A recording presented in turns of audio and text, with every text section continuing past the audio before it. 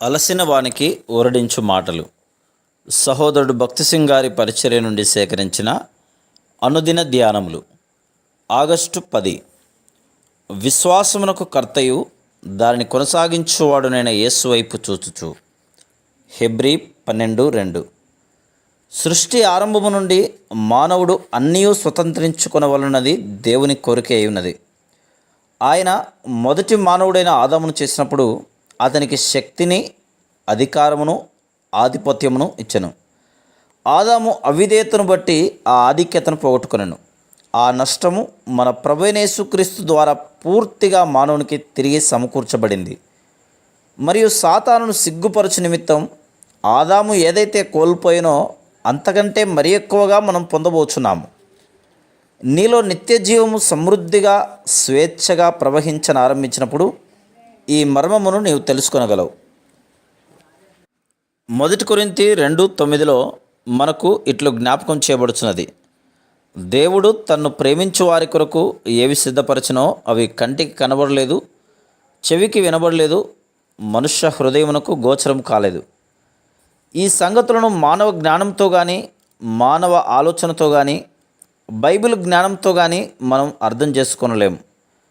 కానీ ఎప్పుడైతే దేవుని ప్రేమ అంతకంతకు వృద్ధి అగుచున్నదని నువ్వు తెలుసుకున్నదవో అప్పుడు మాత్రమే ఈ సంగతులు నీకు అర్థమవును.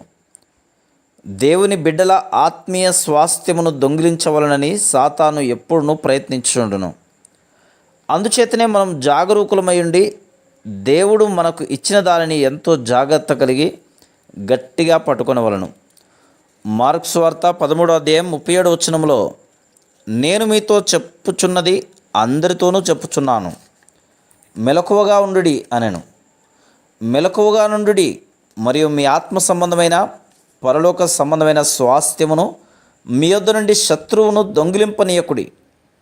శత్రువు నీ యొద్ద నుండి నిత్య జీవవరమును తీసివేయలేడు, కానీ నీవు నీ ఆత్మీయ స్వాస్థ్యమును అనుభవించకుండా చేయుటకు వానికి శక్తి కలదు.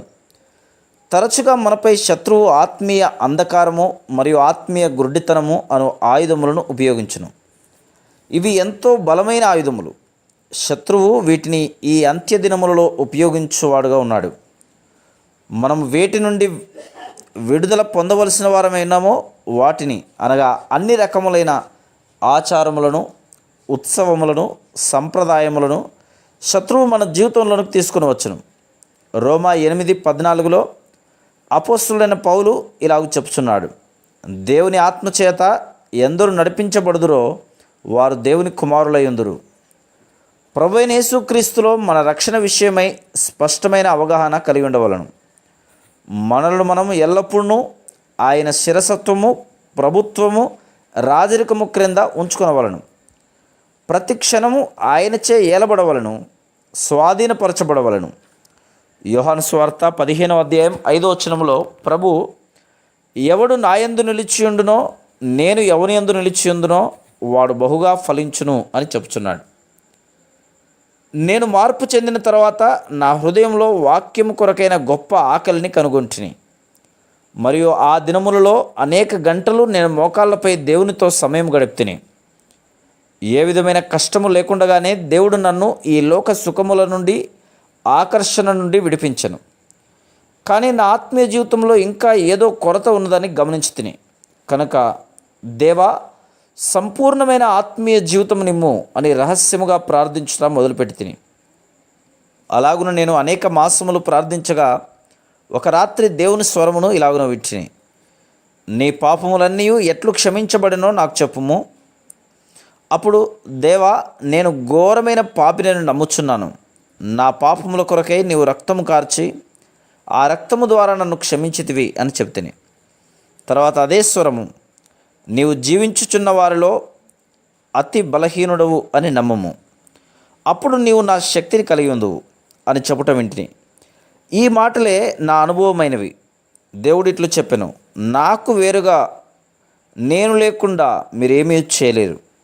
అప్పుడు ప్రతి దానికిని మాట్లాడు ప్రతి మాట విషయంలో, ప్రతి ఆలోచనకు, చేయవలసిన ప్రతి ప్రణాళిక కొరకు దేవునిపై సంపూర్ణముగా నేను ఏ రీతిగా ఆనుకొనవలనో తెలుసుకొని ఉన్నాను.